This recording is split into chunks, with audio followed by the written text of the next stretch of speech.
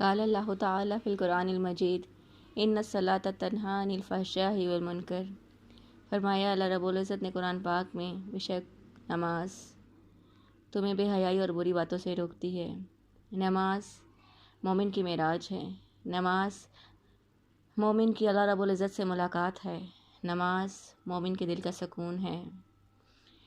میری ماؤں بہنوں بیٹیوں میرے دوستوں، نماز ہی تو ہے جس میں ہم اللہ رب العزت سے ملاقات کرتے ہیں۔ جب تک کسی سے ملاقات نہ کی جائے اس کی پہچان حاصل نہیں ہوتی، اور جب ملاقات بار بار کی جائے تو اس کی پہچان اور اس کی محبت انسان کے دل میں جاگزی ہو جاتی ہے۔ اسی طرح جب مومن، جب مسلمان، جب کلمہ پڑھنے والا، جب ماننے والا قرآن کو، سنت کو، شریعت کو، اللہ کے نبی صلی اللہ علیہ وآلہ وسلم کی تعلیمات کو ماننے والا سچے دل کے ساتھ، دل کی حضوری کے ساتھ، تمام اعضاء کے سکون کے ساتھ اللہ رب العزت کے سامنے کھڑا ہو کر اپنی بندگی کا اظہار کرتا ہے تو اللہ رب العزت کی طرف سے اس پر رحمتیں، برکتیں، نوازشات کی بارش چھما چھم شروع ہو جاتی ہے۔ نہ صرف اللہ رب العزت کا قرب نصیب ہوتا ہے بلکہ ہدایت کی منزل کی طرف گامزن ہو کر وہ جنت پا لیتا ہے۔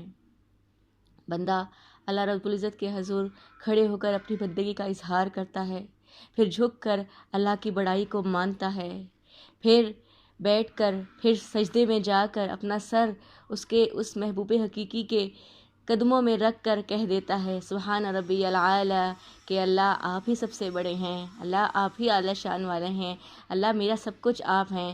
تو اللہ اس بندے کا دوست اور ولی بن جاتا ہے پھر۔ اور ایسی نماز نہ صرف دل کو سکون دیتی ہے، نہ صرف اللہ سے ملاقات کرواتی ہے، نہ صرف رحمت کا باعث بنتی ہے، بلکہ یہ نماز ہمیں اللہ کی دوستی تک پہنچا دیتی ہے، اللہ کی محبت تک پہنچا دیتی ہے، اللہ کی جنت تک پہنچا دیتی ہے۔ پھر اللہ کی یاد، محبت اور اس کی چاہت کی وجہ سے بندہ اس کی ناراضگی سے ڈرتا ہے، گناہوں سے بچتا ہے، نافرمانیوں کو چھوڑ دیتا ہے، غلط کاموں سے بچتا ہے۔ ہر وقت جس کی چاہت اور محبت انسان کے دل میں ہوتی ہے، بندہ اس کی ناراضگی سے ڈرتا ہے۔ اللہ سے دعا کرنی چاہیے کہ اللہ رب العزت ہمیں حاضری کے ساتھ حضوری والی نماز پڑھنے کی توفیق نصیب فرما۔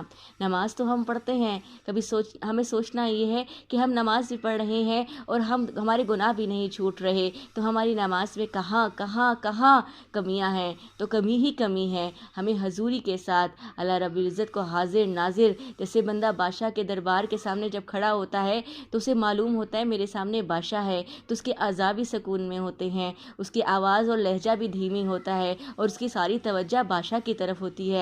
تو اسی طرح اللہ رب العزت تو ہمارے مالک حقیقی ہیں، وہ تو بادشاہوں کے بادشاہ ہیں، وہ تو مالکوں کے مالک ہیں۔ ایک وہی تو ہیں جو سنتے ہیں، ایک وہی تو ہیں جو دیتے ہیں، ایک وہی تو ہے جو نوازتے ہیں، ایک وہی تو ہیں جو بچاتے ہیں۔ تو ہمیں جب اللہ رب العزت کے سامنے حاضری کا موقع ملے تو ہم نے حضوری کے ساتھ اللہ کے سامنے پیش ہو کر اللہ کو اپنا سب کچھ مان لینا ہے۔ پھر انشاءاللہ اس کی رحمت، اس کی برکت، اس کی نوازش کی وجہ سے اللہ ہمیں گناہوں سے بچا لیں گے۔